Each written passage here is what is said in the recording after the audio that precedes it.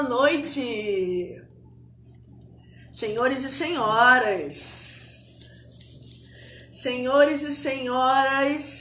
sejam todos bem-vindos e bem-vindas ao segundo dia da jornada de logoterapia online. Olha, eu tenho certeza que hoje vai ser tão bom ou melhor do que antes. Para quem não me conhece, meu nome é Luciana Cordeiro, sou cofundadora da comunidade Berçabeia das Graças, logoterapeuta, mestre em psicologia, e estamos aqui para falar e nos debruçar sobre as contribuições de Frankl da logoterapia. Para quem não conhece, Frankl é o fundador da logoterapia, a terceira escola vienense de psicoterapia, terapia centrada no sentido de vida. Segundo Frankl, a motivação primária do homem é buscar o sentido de vida. Por isso que nós estamos aqui, temos temas, a jornada está com temas maravilhosos, né, gente? Maravilhosos. Ontem foi John Lennon falando sobre a visão de homem segundo Frankl. John falou maravilhosamente, nós entendemos muito bem, para aqueles que não são psicólogos, aqueles que estão começando a ter o gostinho agora, né, os conceitos da logoterapia, ainda gestando coisas ainda embrionárias. Foi maravilhoso. Quero agradecer ao John, quero agradecer a todos que participaram. A live já está salva no YouTube, no nosso canal Berçabeia das Graças, tá bom? Se você quiser, se você não deu tempo de você ver a live de ontem, olha, você pode ir lá, tá bom? Tá no YouTube, no canal chamado Berçabeia das Graças. Então, todas as lives vão ficar salvas lá, tá bom, gente? Então, olha, já peço pra você para fazer aquele movimentozinho, sabe como é que é, né? Compartilha, mande pros seus amigos, mande para as pessoas que você sabe que hoje precisam ter uma noção mais aprofundada desse tema. Hoje nós vamos receber o logoterapeuta Jorge Penedo, um amigo querido, que vai falar para nós sobre sentido do trabalho. Jorge, ele preparou essa live de hoje com muito carinho. Como eu falei ontem, falei sobre que muito mais de serem logoterapeutas, eles são logoviventes. São pessoas que vivem a logoterapia e por isso querem contribuir de uma forma muito, muito bela com tudo isso que está nos acontecendo, né? Com esse tempo, Frankl tem uma contribuição muito grandiosa a nos dar, como viver, como ver o mundo, como nos relacionar, como passar por tudo isso da melhor forma possível. Então, você que está aqui, eu já agradeço a sua presença. Sejam todos bem-vindos mais uma vez, todos os psicólogos, a todos os amigos, a todas as pessoas que estão me chamando no privado, estão falando, estão me dando um feedback sobre a jornada, estão falando sobre a iniciativa, parabenizando. Então, louvado seja Deus. Se está contribuindo é o que importa. A nossa vida é uma missão. E a gente vai aprender um pouquinho mais sobre sentido no trabalho com Jorge Penedo. Gente, eu vou chamar o Jorge para ele poder... Jorge está aqui? Jorge entrou? Será que o Jorge entrou? Jorge, estamos esperando você. Olha, tem muitas pessoas que, na verdade, nunca ouviram falar sobre o sentido no trabalho e estão querendo se debruçar um pouco mais sobre esse tema, né? Então, eu chamei até alguns profissionais que estão em linha de frente nesse tempo pandêmico para se debruçarem um pouco mais sobre esse tema. Jorge vai nos dar algumas dicas, vai nos dar algumas ferramentas muito importantes para que possamos fazer... Jorge entrou? Fazer do nosso trabalho muito mais do que só um trabalho, né? Algo muito maior. Eu vou deixar para o Jorge falar, porque ele tem algo muito, muito precioso guardado, sabe? Jorge, ele faz esse trabalho já corporativo, de aplicação da logoterapia no ambiente corporativo, já há muito tempo. Então, cadê você, Jorge? Olha lá, vamos colocar Jorge. Isso. Jorge, vamos chamar você, hein? Só que não tá aparecendo pra gente. Opa! Pronto! Peraí, vamos lá, Jorge.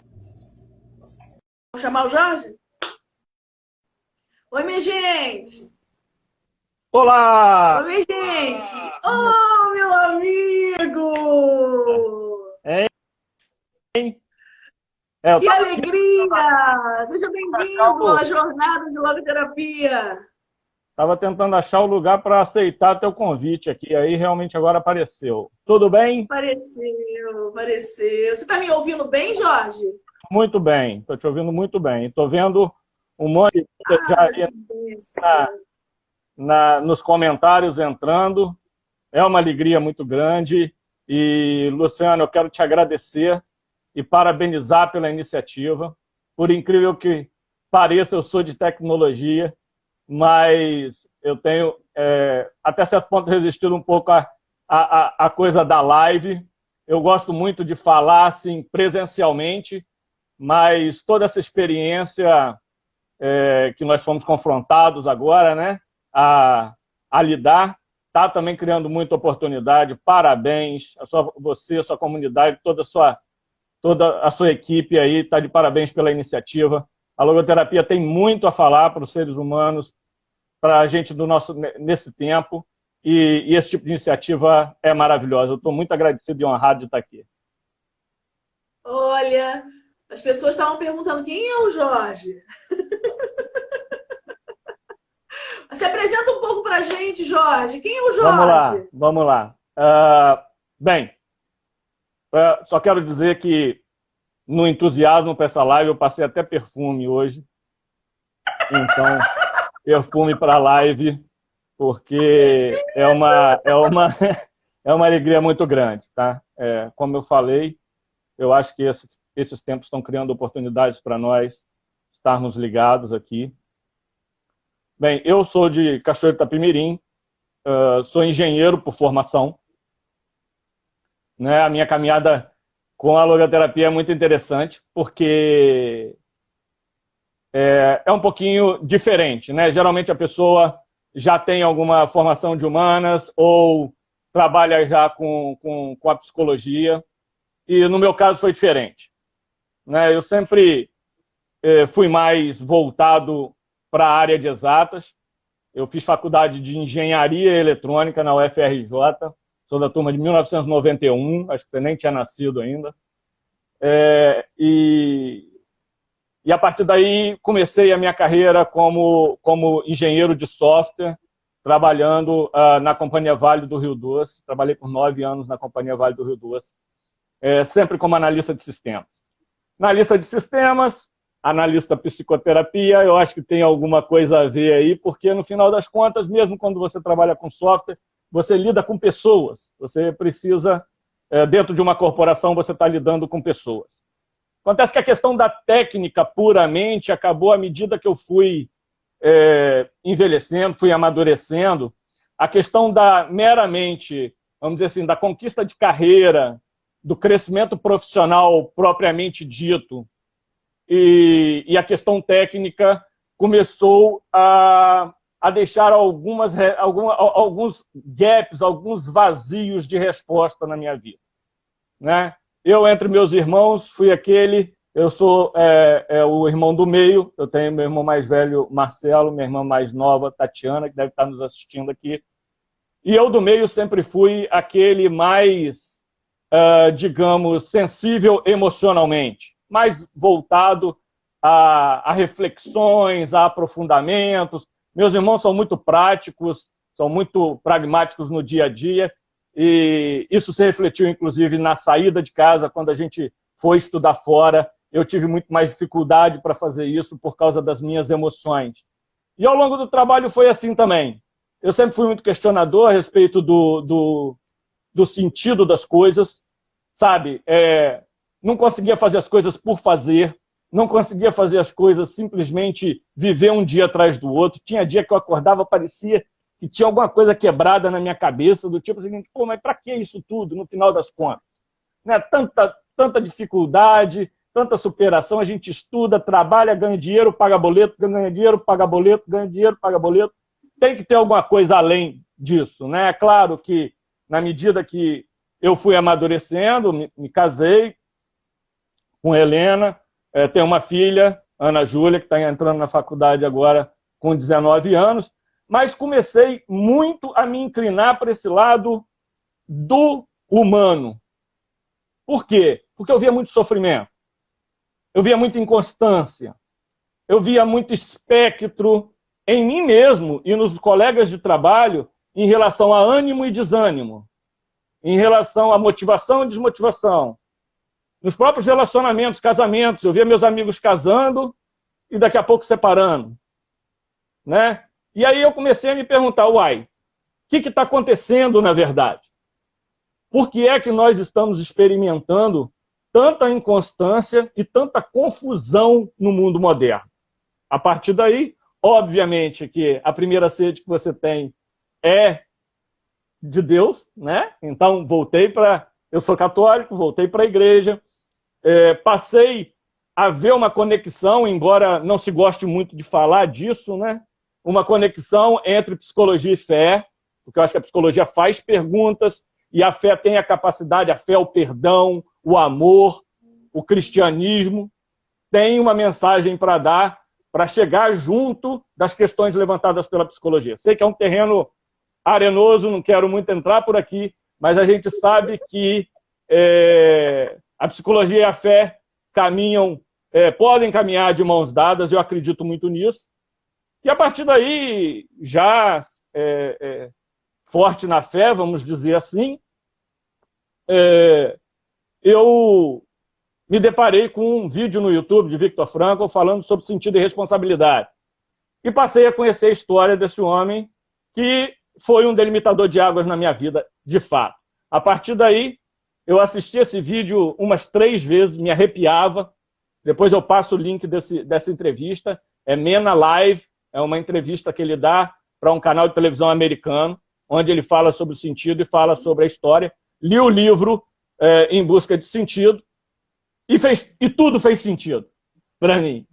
Entendeu? Então eu falei, olha, eu não posso mais deixar de beber dessa água, eu não posso mais deixar de olhar para essa obra, para o testemunho que foi a vida dele. E aí comecei a orientar cada vez mais os meus esforços, a minha atenção para esse lado do desenvolvimento humano da logoterapia, de uma forma muito prática, tentando trazer isso de uma forma muito prática, menos dogmática, menos talvez até teórica. Eu não sou psicólogo, então eu tenho um trabalho educacional no qual eu finco as bases da Fator H, que é o meu projeto, na logoterapia e na visão de um homem de Frankl, né? Muito então, bom, Jorge. Você é um logo vivente acima de tudo, né, Jorge? Porque contagia, né? Quer dizer, quando você encontra algo que é precioso, algo que responde aos seus anseios, e que você sabe que pode responder aos anseios das pessoas que você ama, das pessoas que você gosta, e de tantas pessoas que você nem conhece, mas que estão sofrendo tanto, você não pode resistir a esse chamado, né? Não dá. Mesmo continuando trabalhando com tecnologia, essa parte é uma parte muito, muito querida para mim. Eu tenho muita sede, muita vontade de falar sobre isso.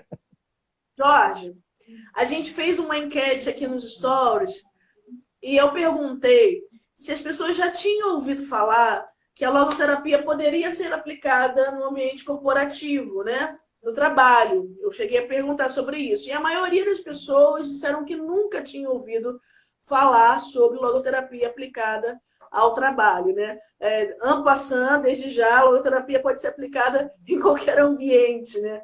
Inclusive no trabalho, né? Parece que, não sei se é a mesma sensação que você tem, Jorge, mas parece que a pessoa ela está meio que fragmentada, parece que ela não consegue se perceber enquanto pessoa dentro do ambiente corporativo. Parece que são até, talvez, imagens distintas, né? Que ela faz quando ela está no trabalho, quando ela não está no trabalho. Então, eu queria um pouco, Jorge, eu sei que você tem uma riqueza maravilhosa para falar para nós. Quais são os conceitos da logoterapia, para você já deslanchar, né? Quais são os conceitos da logoterapia que dão base para a gente falar que essa logoterapia, que é essa linha psicológica de Viktor Frankl, pode ser aplicada no ambiente corporativo? Olha, de cara, a autotranscendência, né? Todo trabalho existe para servir alguém. Por definição, o trabalho é aquilo que você entrega para a sociedade, como um valor. Quando você entra no emprego, não é só para você ter um salário. Você entra para cumprir uma função. Então, essa função está sempre orientada para fora, né? Nos treinamentos de vendas que você vê por aí, as pessoas falam muito, o cliente é a razão do nosso sucesso, e etc. Na verdade, é isso mesmo. Quer dizer, nós nascemos para servirmos uns aos outros. E nessa possibilidade de servir, a gente acaba também gerando valor de forma que a gente seja reconhecido, remunerado e assim por diante. Mas a função primária do trabalho, nós vamos falar isso na sequência, é exatamente gerar um bem. E isso está ligado à autotranscendência. Uma das maiores miopias na vida pessoal e na vida profissional é a pessoa achar que ela trabalha para ela mesma, que ela está fazendo a carreira dela solo. Não, na verdade é o seguinte, meu amigo, você está aí se derramando em alguma coisa que vai tocar a vida das pessoas para o bem, e essas pessoas vão gostar disso, vão receber isso. E aí a mágica acontece, inclusive a mágica da prosperidade, onde se você tem um coração para detectar a dor do outro, a necessidade do outro, a dificuldade do outro, você tão mais é propenso a encontrar soluções criativas e, portanto, até lucrativas para poder atendê-las. Então, a autotranscendência vem de cara. Outro conceito da logoterapia que se aplica demais dentro do ambiente de trabalho. Desculpa te paralisar. Você está me ouvindo? Tô. É que define para nós, Jorge, para aqueles que não conhecem a logoterapia ainda, o que é a autotranscendência? Bem, a melhor imagem que o Frankl tem para definir a autotranscendência é a partir de uma viagem que ele fez para a Austrália, onde um australiano deu para ele um bumerangue legítimo. E ele perguntou, ao receber o bumerangue de presente, o australiano falou para ele, olha, eu estou te dando esse bumerangue de presente, mas eu queria dizer para que você me dissesse para que esse instrumento serve. E ele respondeu, não, eu jogo o bumerangue volta na minha mão. E o australiano disse, não, você está enganado. A função do bumerangue não é voltar para a sua mão. O bumerangue é uma arma de caça. A função do bumerangue é atingir a caça. O bumerangue que volta para você é o bumerangue que falhou em atingir o alvo. E aí o Viktor Frankl diz que isso fez com que ele tivesse uma experiência de perceber que a imagem do bumerangue era a imagem do homem. O homem voltado para si mesmo é o homem que falhou em atingir o outro. Não para matá-lo, não para feri-lo, mas para encontrá-lo. Então a autotranscendência é como o fundamento do amor, a capacidade que você tem de esquecer de si mesmo e de se projetar diante do outro, até o outro, ou até uma determinada causa, e se entregar em nome dele. Perfeito. Qual é o outro conceito que você ia falar, Jorge?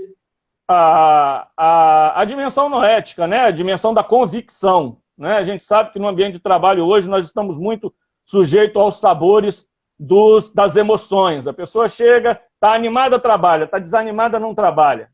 Né? Então, a questão do compromisso com o propósito, a responsabilidade acima de qualquer desafio ou de qualquer empecilho, está para mim entre os conceitos da logoterapia, a fidelidade a essa responsabilidade, a capacidade de você manter uma convicção no nível de valores, que é o nível acima das variações psicológicas que a gente sofre, é fundamental numa empresa. Por quê? Porque aí você consegue estabelecer uma certa linha de convicção nos seus projetos, nas suas iniciativas, no nível do teu trabalho, naquilo que você entrega, na qualidade daquilo que você entrega.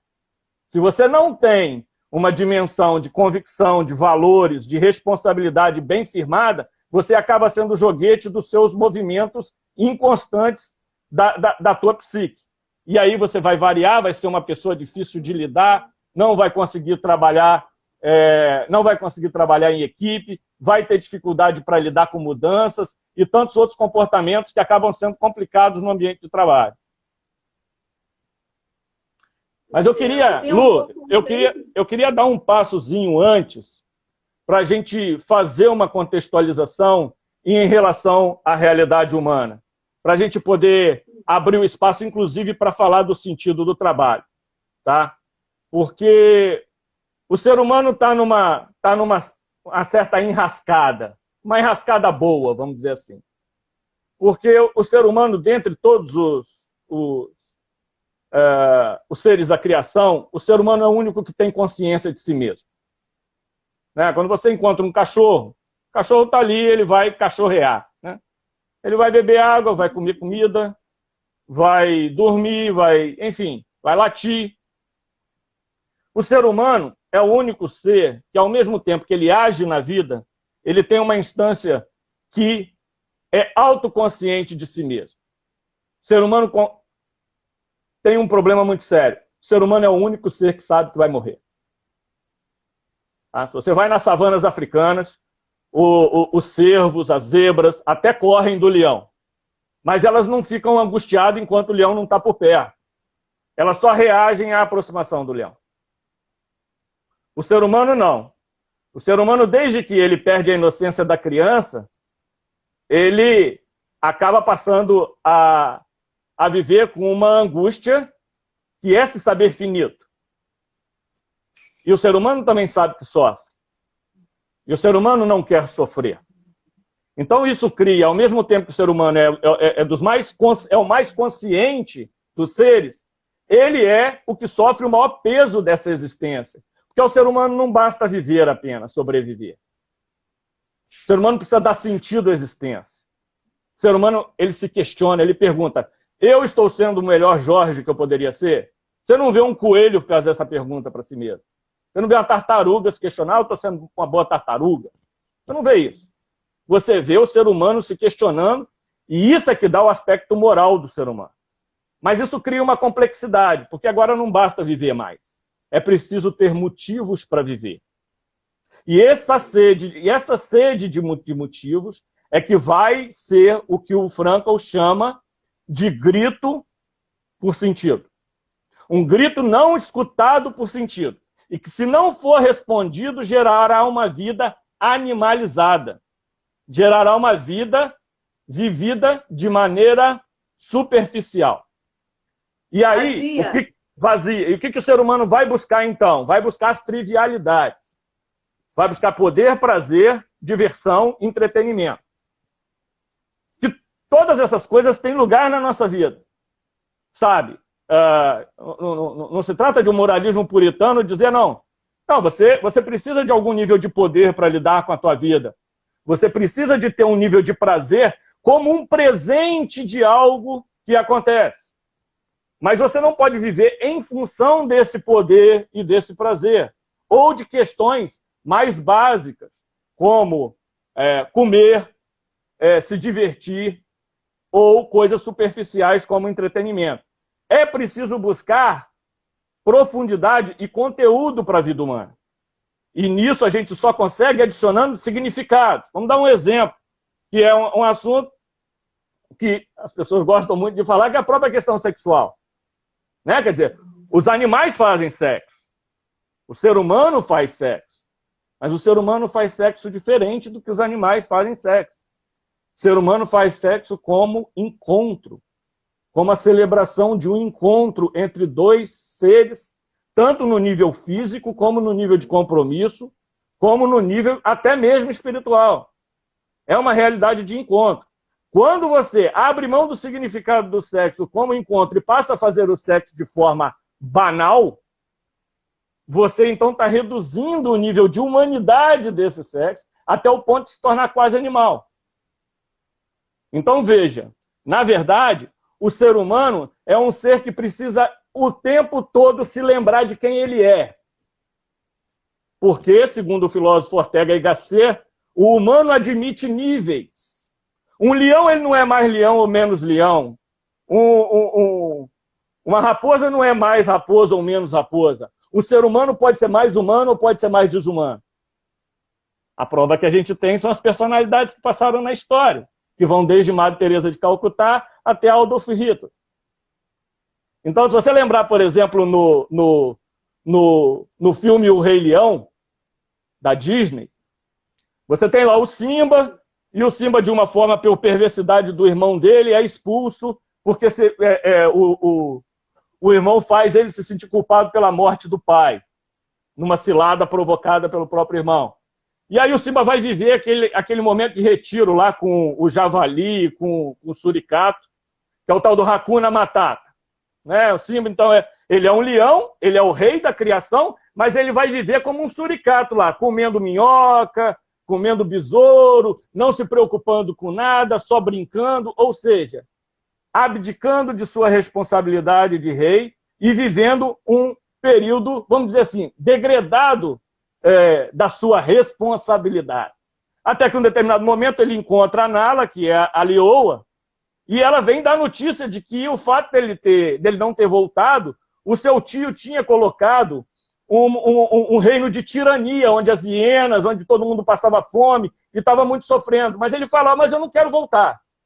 Eu não quero voltar porque o importante é Hakuna Matata, os seus problemas você deve esquecer, etc. Mas por que eu voltaria? A Nala fala para ele assim, porque é sua responsabilidade.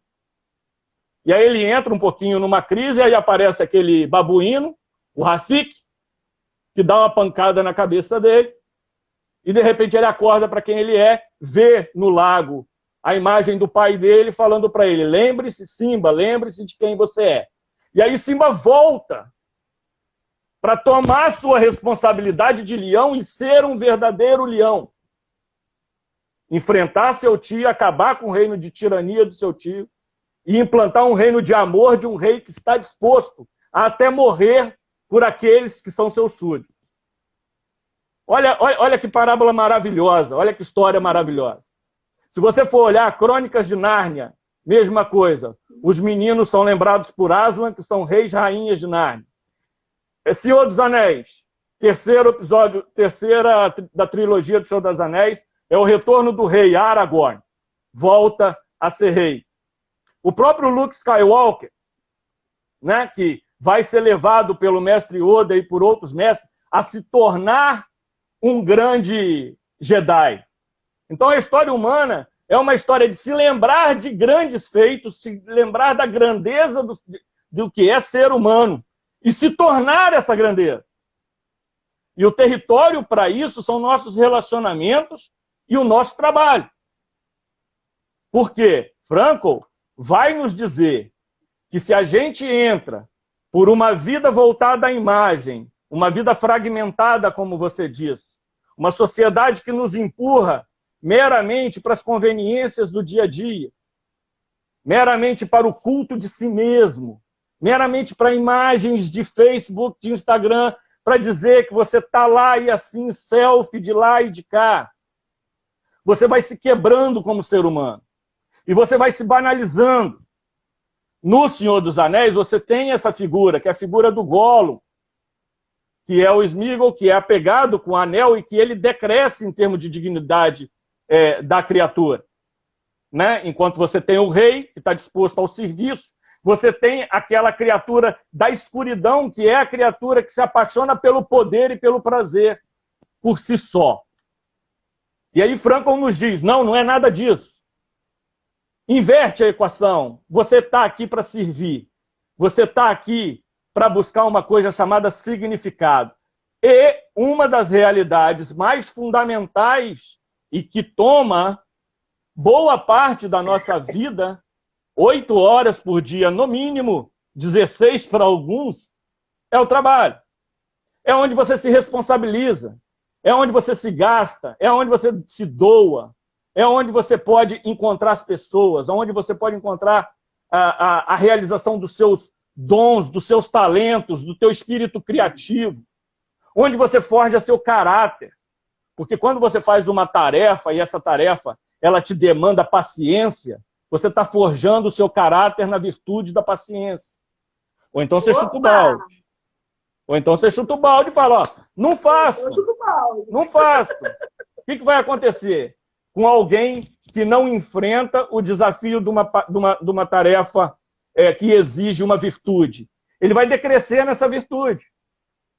Ele vai se satisfazer com o contrário da virtude, com a preguiça, com a falta de compreensão, com a pressa. Então, veja bem, uma das coisas que eu gosto de falar nas palestras que eu dou é muito míope você achar que quando você faz uma tarefa, é só a tarefa que está ficando pronta. Você está ficando mais pronto. Quando você faz uma tarefa e bota teu coração nessa tarefa, você sai transformado. E quando você não faz, você sai transformado também, para pior. Então, se vem aquele amigo teu, aquele colega teu, te pede uma ajuda, e você sacrifica muitas vezes o seu tempo ali para você ficar até um pouco mais tarde para ajudá-lo, de alguma forma você tá ficando mais forte. Agora você vira para ele e fala, passa amanhã que hoje eu não estou com saco para isso aí não. De alguma forma você ficou mais fraco. Você perdeu a oportunidade de amar. Você perdeu a oportunidade de derramar seu coração naquilo que estava sendo proposto ali.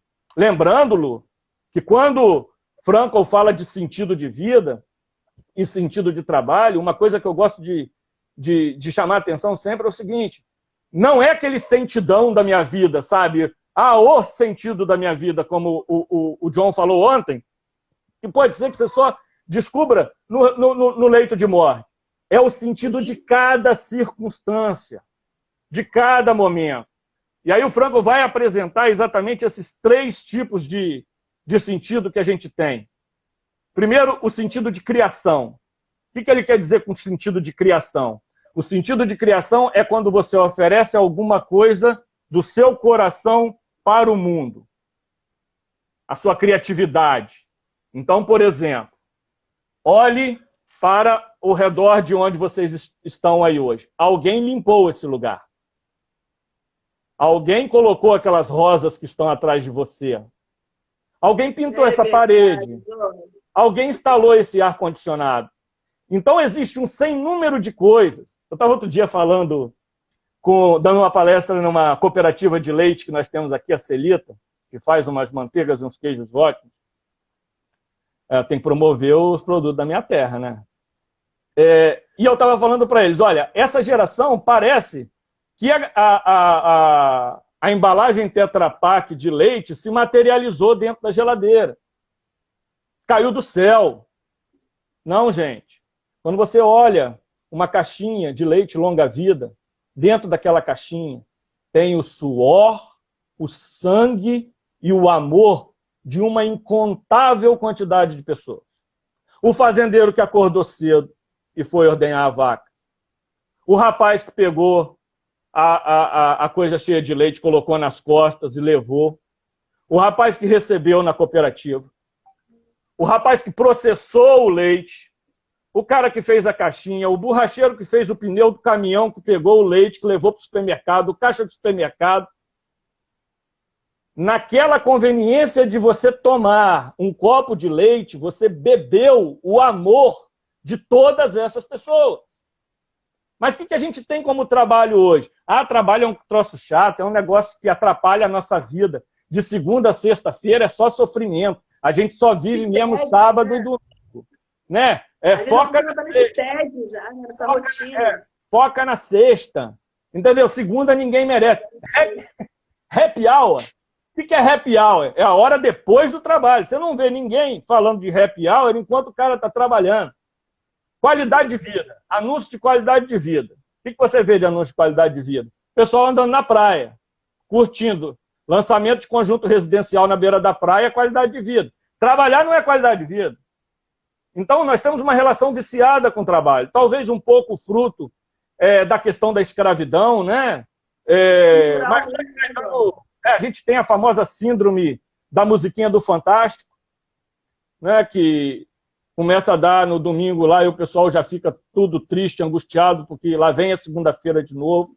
Jeito ganha na Mega Sena, a primeira coisa que você pergunta é fazer o quê? Ah, vou parar de trabalhar.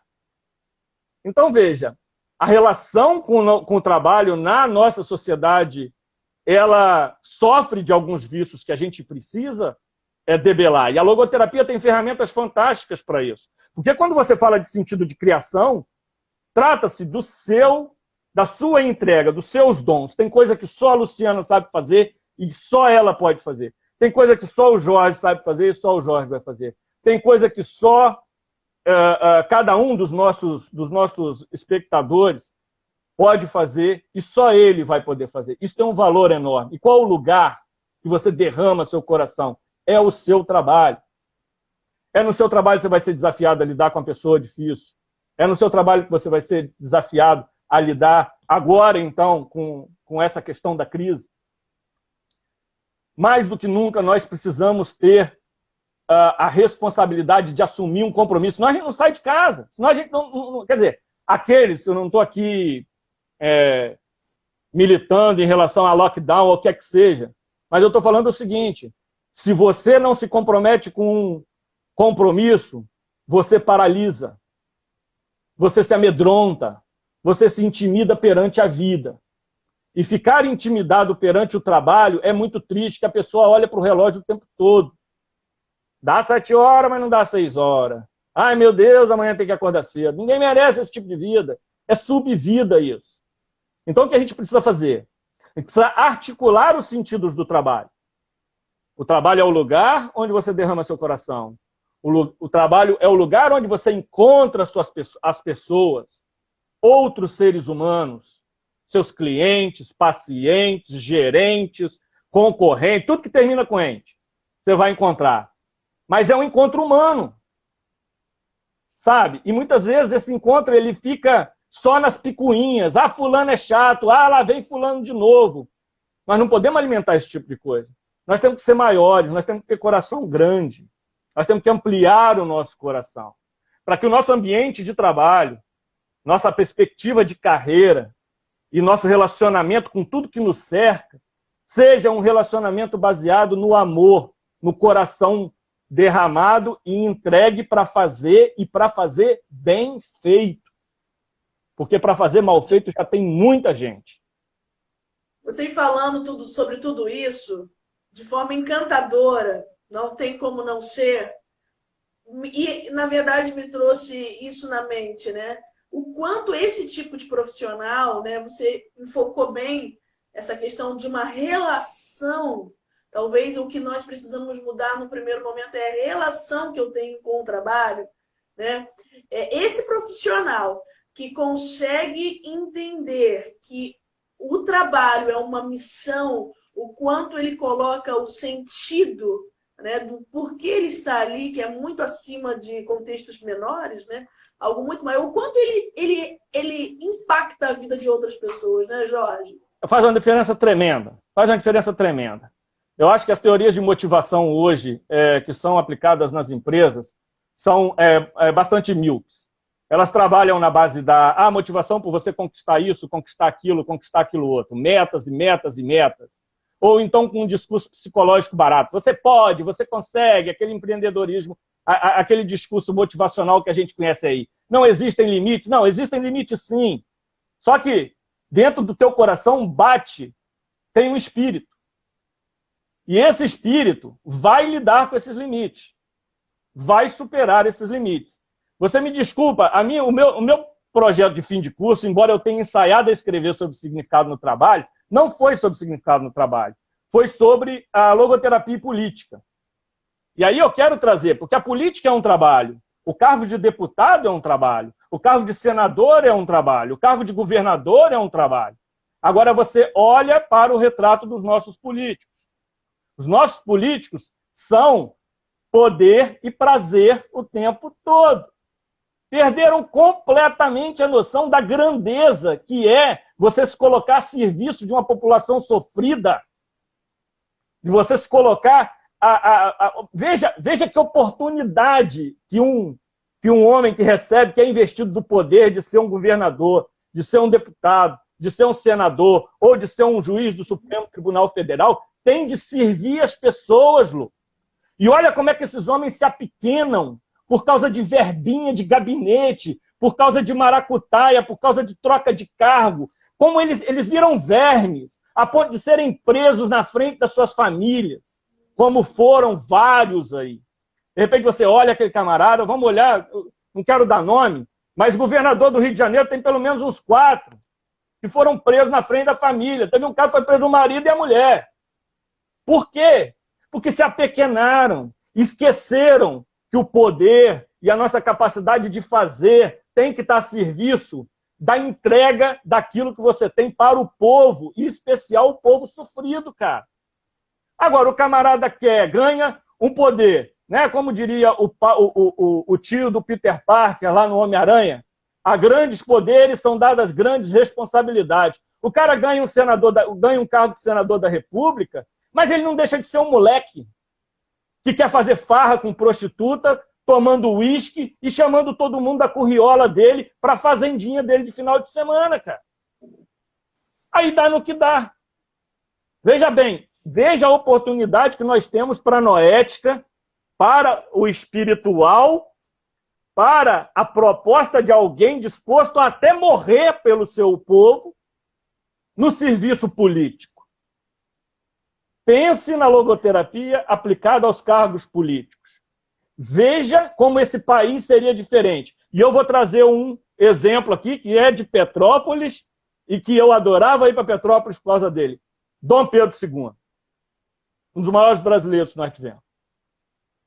E eu adorava ir a Petrópolis para poder estar na cidade. E o que nós fizemos com ele? Nós, enquanto Brasil, botamos ele para fora. Expulsamos a família real.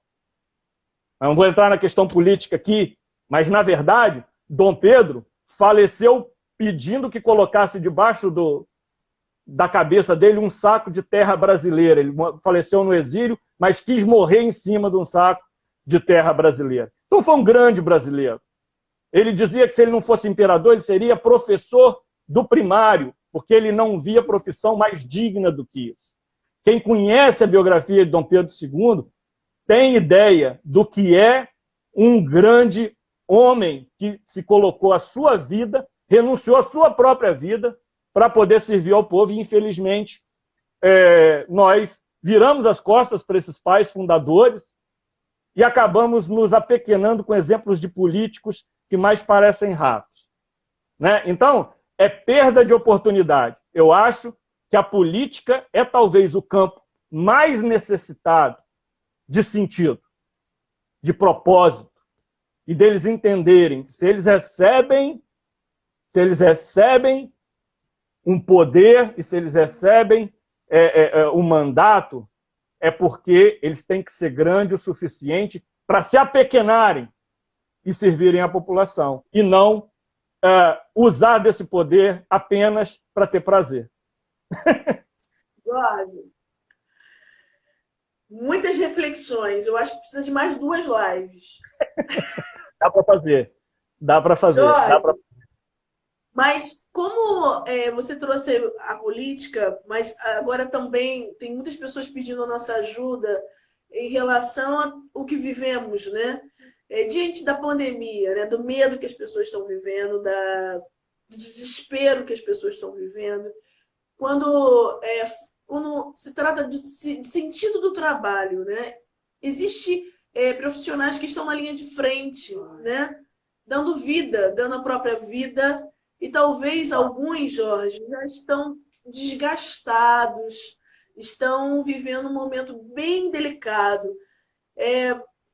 Como viver esse tempo, né? De falar para eles, esses profissionais que hoje precisam colocar talvez até a sua própria vida em risco. O que é o sentido do trabalho para esses? Eu acho que a logoterapia ela tem ferramentas muito interessantes para a situação que a gente vive em relação à pandemia, né? A primeira coisa que a gente precisa relembrar, Lu, é que o único antídoto para a morte é uma vida bem vivida. É uma vida sintonizada. Eita, Frank! se você lê A Morte de Ivan Ilitch, que é um livro de Leon Tolstói, ele vai te mostrar exatamente isso. Uma das lições desse livro é o que amedronta o homem não é tão apenas a morte, mas é a possibilidade de morrer, de chegar a hora de morrer e não ter vivido a vida que deveria ter vivido. Então, o que eu digo para esses profissionais é o seguinte: conciliem-se com a realidade, assumam a sua responsabilidade, fortaleçam-se, protejam-se naquilo que vocês puderem, mas saibam, assim como eu tenho procurado a refletir comigo mesmo também, que viver tem um peso e que viver implica um risco, né? A gente nunca sabe quando a gente vai sair de casa se a gente volta. Nós temos que fazer essa conciliação com essa realidade de que a vida é mesmo precária, até certo ponto. Não, obviamente, que a gente vai atravessar sem olhar para os lados. Não que nós vamos ser descuidados ou inconsequentes, mas saber que, de uma forma ou de outra, a vida é arriscada. Reconciliar com a própria finitude, entender que está num campo de batalha, entender que tem uma missão a cumprir, entender que não está sozinho. E aí eu vou abrir um parênteses, né? A religião faz muita diferença. Você saber que você tem um Deus que vai com você, você ter esperança em algo maior do que isso que a gente está vivendo, é um grande alento e um grande direcionador. Então você pode fazer suas orações, você pode derramar seu coração em Deus, de forma que Ele te prepare e que Ele te fortaleça e que Ele recomponha suas forças de um dia para o outro. Porque o grande problema nosso é esse. A gente emenda uma jornada na outra, uma jornada na outra, uma jornada na outra, e a gente não tem tempo de nos refazer. O que é o domingo nas tradições religiosas, ou o sábado? É exatamente aquele dia que você tem para quê? Para você se recompor. Mas não, a gente fica virado 24/7, por 365, quando não está no trabalho, está ouvindo notícias praticamente terroristas o tempo todo, e isso desgasta muito. Então, eu diria o seguinte: foco na missão, reconciliar com a própria finitude, saber que a vida é arriscada, contar com um Deus que cuida de você e, sobretudo, saber que existem pessoas que dependem de você. Sejam no ambiente que você vai trabalhar o seu paciente, ou seja, os seus filhos, a sua esposa ou o seu marido, que de alguma forma dependem da sua bravura, da sua coragem e da sua força para seguir adiante. Eita testemunho, né, Jorge? Que possibilidade de darmos um belo testemunho para a humanidade. É o que nos cabe. E aí eu quero invocar de novo a passagem do Senhor dos Anéis, aonde o Frodo fala para o Gandalf, que é o mago, né?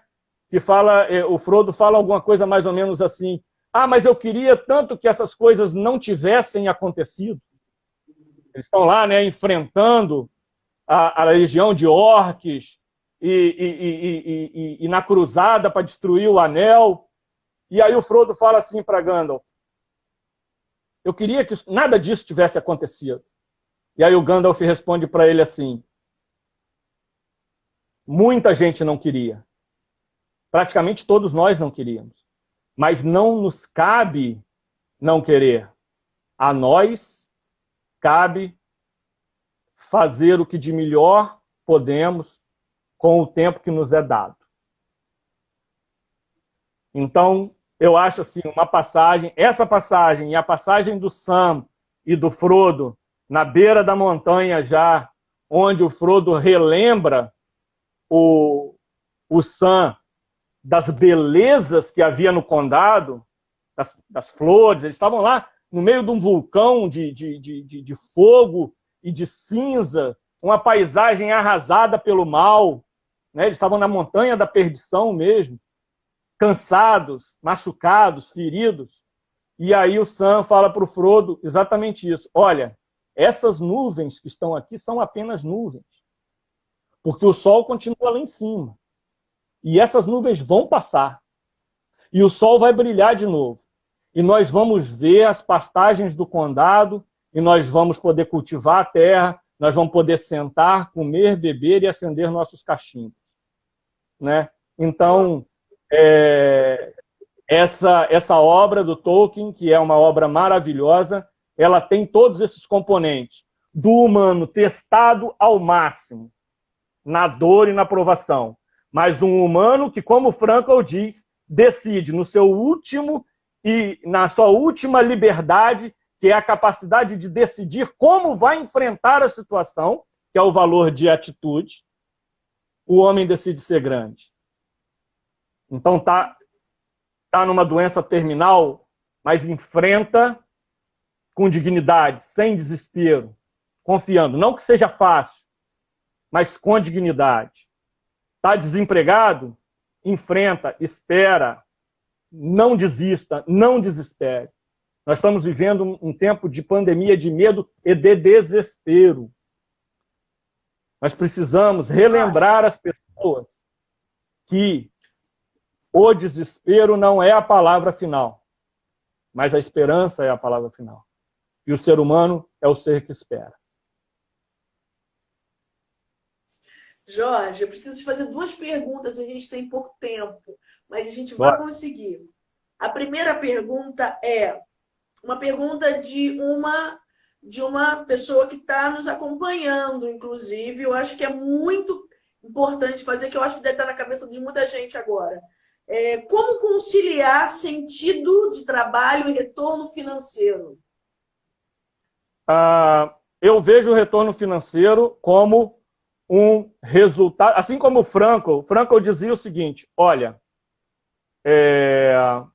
buscar a felicidade é uma contradição em termos. Você não pode buscar a felicidade. Porque a felicidade parece aquela borboletinha que você sai correndo atrás dela e ela vai embora. Enquanto você está correndo atrás dela, ela está indo. Quando você para e esquece dela, ela vem e posa no teu ombro. E aí o Frankl vai dizer o seguinte: buscar a felicidade é uma contradição em termos. Você não busca a felicidade, mas você derrama todo o seu coração em algo que tenha valor, em algo que seja feito com amor e com todo o seu talento, que a felicidade te acha. Então, o que eu digo? Uau! Conciliar retorno financeiro, eu acho, é claro, o retorno financeiro é uma dimensão super importante, mas ela é uma dimensão consequencial. Porque se você colocar o retorno financeiro como premissa e como objetivo fundamental, você não vai, provavelmente você vai se frustrar, não vai ter valor que chegue, porque a gente sempre quer mais, e você vai focar nisso e não vai conseguir superar as dificuldades que você vem a ter. Então, qual que é a jogada aí que eu acho que na verdade, é uma aposta que eu faço? É a seguinte: derrama teu coração naquilo que você ama, naquilo que você faz bem feito e, sobretudo, naquilo que você tem a obrigação de fazer hoje. Talvez não seja o emprego dos seus sonhos. Mas o Frankl dizia: mais importante do que o que você faz é como você faz. Então, às vezes, você fala assim: poxa, mas eu queria tanto ser outra coisa. Tá bom, filho, mas agora você é isso aqui. Você está sendo chamado a ser um office boy. Então, o que você vai fazer? Você vai botar um sorriso nesse rosto. Você vai passar na mesa de todo mundo perguntando se eles querem correspondência e vai voltar e vai trazer uma balinha para aquela pessoa, falar: olha, eu estive na rua e lembrei de você. E você vai ser o melhor office boy, na confiança de que tudo aquilo que é feito com amor frutifica. Agora, claro, é uma pressão a questão financeira. Eu não estou aqui pintando um mundo de Alice no País das Maravilhas. Mas o quanto mais você olha para essa realidade do retorno, isso não vale só para o retorno financeiro, vale para o reconhecimento, para o aplauso, para as promoções, para a fama. Se você coloca essas coisas que deveriam ser efeitos colaterais do sucesso do teu coração naquela coisa, se você traz isso para frente, você meio que amaldiçoa o processo. Então é o seguinte: independente de onde você esteja, onde você é chamado a fazer, faça com amor, derramando seu coração do melhor jeito e tentando ser o melhor que você pode. E confia na vida, que o retorno virá, seja ele financeiro ou de reconhecimento. Jorge, eu acho que essa pergunta, aliás, essa resposta responde outra pergunta. Se alguém hoje, por exemplo, está infeliz no trabalho e pergunta: Jorge, o que eu faço? Eu não gosto do que eu estou fazendo. Jorge responde com essa, né? Questão, veja bem. Eu respondo com Muita a minha gente própria... insatisfeita, né, Jorge, no trabalho. Eu respondo... Muita gente insatisfeita porque os nossos valores estão invertidos, então parece que eu tenho sempre aquela tensão de ser grande, mas grande em outros aspectos, não é, Jorge? Isso? Tá. A primeira coisa que precisa balizar o pensamento é o seguinte: você saber o que é para você e o que não é para você. O que é para você? Quem é você? Tá bom, você está num lugar hoje. Pela própria dignidade humana, você já tem um dever a fazer, que é ser o melhor ser humano possível nessa posição que você está hoje. Isso não vale só para trabalho. Vale para marido, mulher, filho, namorado, namorada, vizinho, amigo. Então, a nós, seres humanos, nos cabe sermos os mais dignos e os mais altos possíveis no lugar onde a gente está, inclusive no nosso próprio trabalho. Por mais que a atividade não pague bem, por mais que não seja isso, é o lugar onde eu estou. Então, é o lugar da minha responsabilidade. Porque se eu tento fugir desse lugar, veja bem, Luciana, você só consegue dar um passo firmando o pé, você só consegue dar um passo para frente firmando o pé onde seu pé está. Você não consegue dar um passo sem você firmar o pé onde você está.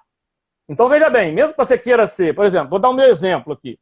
Então, tá lá, eu sou engenheiro de software, gosto do meu trabalho, procuro fazer bem, mas percebi que eu tenho um outro chamado também, que é o chamado de ser palestrante, o chamado de falar sobre essas coisas que nós estamos falando aqui, o chamado de treinar pessoas, de motivar pessoas, etc.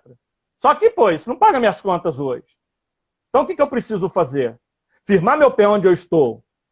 Provavelmente um dos colegas de trabalho estão me vendo aqui, né? Alguns hierarquicamente talvez superiores a mim.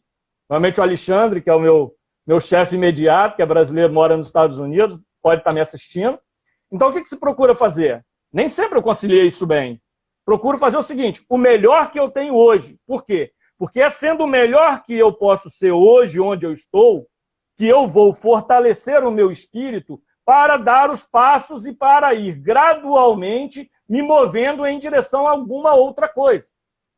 Agora, a pior coisa que eu posso fazer é o seguinte: não gosto do que eu faço hoje, então parei de brincar, não quero mais brincar. Faz igual criança no pique. Sai do pique, não quer mais brincar. Homens maduros, mulheres maduras não podem fazer isso. Não podem se sabotar. Porque eu não gosto.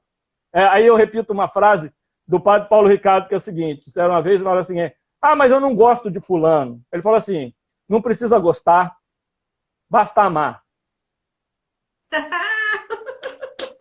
Jorge, deixa eu falar uma coisa para você. A gente tem 2 minutinhos. Beleza. Fala do seu projeto, Jorge. Eu não sou muito bom em fazer propaganda, não. Mas vamos lá, gente. Muito obrigado pela audiência. A Fator H, esse H, obviamente, é de humano. Ela vem, então, como uma resposta a inquietações minhas, a buscas que eu empreendi pessoalmente por respostas de sentido no campo afetivo, no campo de relacionamentos e no campo profissional. Ela vem de uma necessidade de um encontro com uma filosofia humana que nos dê conteúdo para a vida, para que seja força para que a gente resista aos ventos e às dificuldades da vida, e que encha a nossa realidade de alegria, e que encha a nossa realidade de propósito. Para que a gente não fique vagando por aí, como Walking Dead, né? Para que a gente não fique por aí entristecidos, emburrecidos, aborrecidos, falando mal, reclamando, mas que a gente tenha dentro do nosso coração a vida digna que um ser humano foi feito para ter. Uma vida alegre, uma vida com energia, com disposição, com criatividade. A Fator H quer levar isso dentro dos ambientes corporativos, desafiando o status quo e a forma que as pessoas estão, de certa forma, se conformando em levar suas vidas profissionais, levar suas empresas, né? Acreditamos que a logoterapia de Viktor Frankl, assim como outras fontes de conhecimento que nós estamos trazendo para Fator H, a própria filosofia de Tomás de Aquino, Dr. Jordan Peterson, que é um grande pensador, nós estamos trazendo também outros conteúdos para que a gente possa ter programas que tragam para o ativo essa essa beleza do ser humano, reumanizando o ambiente de trabalho.